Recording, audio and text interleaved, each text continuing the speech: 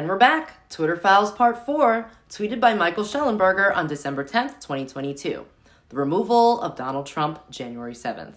As pressure builds, Twitter executives build the case for a permanent ban.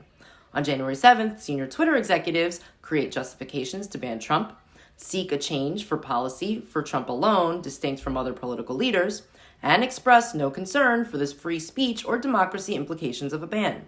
For years, Twitter had resisted calls to ban Trump.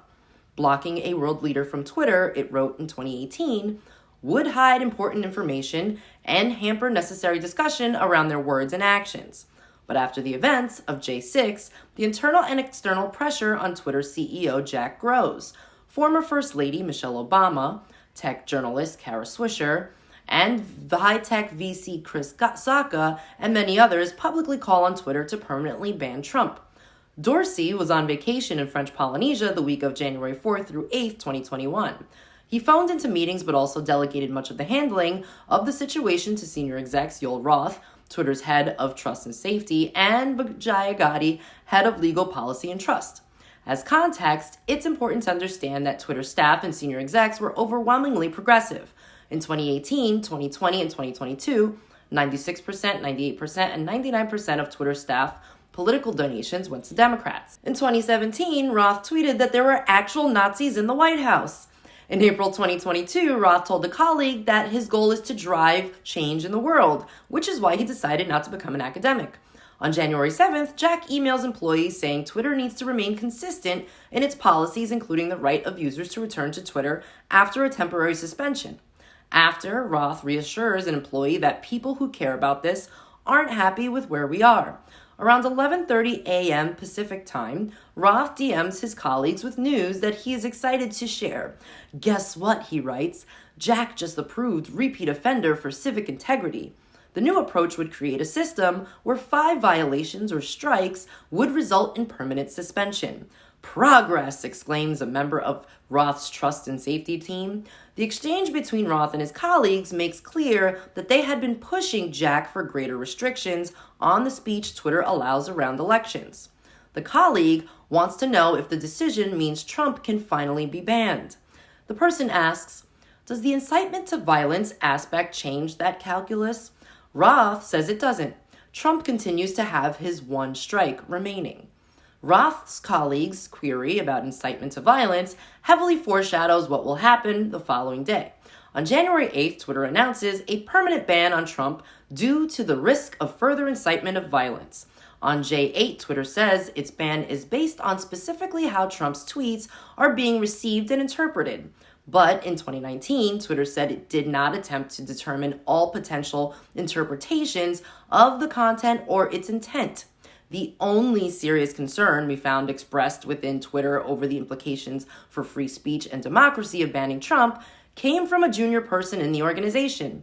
It was tucked away in a lower-level Slack channel known as Site Integrity Auto. This might be an unpopular opinion, but one-off ad hoc decisions like this that don't appear rooted in policy are, in my opinion, a slippery slope. This now appears to be a fiat by an online platform CEO with a global presence that can gatekeep speech for the entire world. Twitter's employees use the term one-off frequently in their Slack discussions. Its frequent use reveals significant employee discretion over when and whether to apply warning labels on tweets and strikes on users. Here are typical examples. Recall from Twitter Files 2 by Barry Weiss that according to Twitter staff, we control visibility quite a bit, and we control the amplification of your content quite a bit, and normal people do not know how much we do. Twitter employees recognize the difference between their own politics and Twitter's terms of service, but they also engage in complex interpretations of content in order to stamp out prohibited tweets as a series of exchanges over the hashtag #StopTheSteal, hashtag reveal. Roth immediately DMs a colleague to ask that they add Stop the Steal and QAnon conspiracy term Kraken to a blacklist of terms to be de-amplified. Roth's colleague objects that blacklisting Stop the Steal risks de-amplifying counter-speech that validates the election. Indeed, notes Roth's colleague, a quick search of top Stop the Steal tweets and their counter-speech, but they quickly come up with a solution. De-amplify accounts with Stop the Steal in the name/profile since those are not affiliated with counter-speech.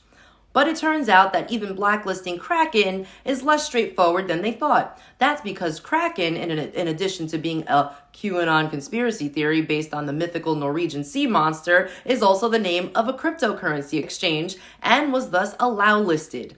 Employees struggle with whether to punish users who share screenshots of Trump's deleted J6 tweets.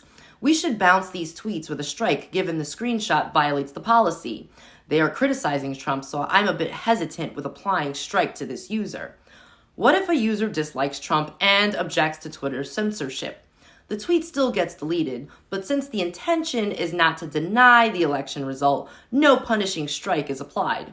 If there are instances where the intent is unclear, please feel free to raise. Around noon, a confused senior executive in advertising sales sends a DM to Roth. Sales exec: Jack says we will permanently suspend Trump if our policies are violated after a 12-hour account lock. What policies is Jack talking about?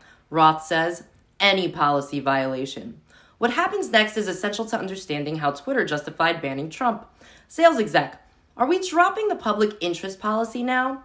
Roth, 6 hours later: in this specific case, we're changing our public interest approach for this account.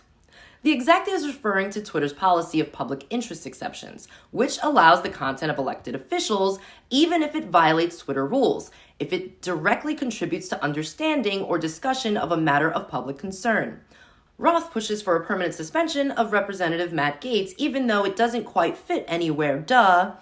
It's a kind of test case for the rationale for banning Trump. I'm trying to talk Twitter's safety team into removal as a conspiracy that incites violence. Around 2:30, comms execs DM Roth to say they don't want to make a big deal of the QAnon ban to the media because they fear if we push this, it looks like we're trying to offer up something in place of the thing everyone wants, meaning a Trump ban. That evening, a Twitter engineer DMs to Roth to say, I feel a lot of debates around exceptions stem from the fact that Trump's account is not technically different from anybody else, and yet treated differently due to his personal status without corresponding Twitter rules. Roth's response hints at how Twitter would justify deviating from its long-standing policy. To put a different spin on it, policy is one part of the system of how Twitter works. We ran into the world changing faster than we were able to either adapt the product or policy. The evening of January 7th, the same junior employee who expressed an unpopular opinion about ad hoc decisions that don't appear rooted in policy, speaks up one last time before the end of the day. Earlier that day, the employee wrote, my concern is specifically surrounding the unarticulated logic of the decision by Facebook. That space fills with the idea conspiracy theory that all internet moguls sit around like kings casually deciding what people can and cannot see. The employee notes later in the day, and Will Ormias noticed the inconsistency too, linking to an article for 10 at Medium called Facebook Chucked Its Own Rulebook to Ban Trump. The underlying problem, writes Will Ormias, is that the dominant platforms have always been loath to own up to their subjectivity because it highlights the extraordinary, unfettered power they wield over the global public square, and places the responsibility for that power on their own shoulders. So they hide behind an ever-changing rulebook, alternatively pointing to it when it's convenient and shoving it under the nearest rug when it isn't.